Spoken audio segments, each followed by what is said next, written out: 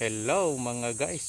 Ayun, magte-test po tayo ng ating 6 years old steel ball alcohol gun. So test po natin dito sa hollow block kung kaya ba niya itong butasin o kaya basagin. So yan na po.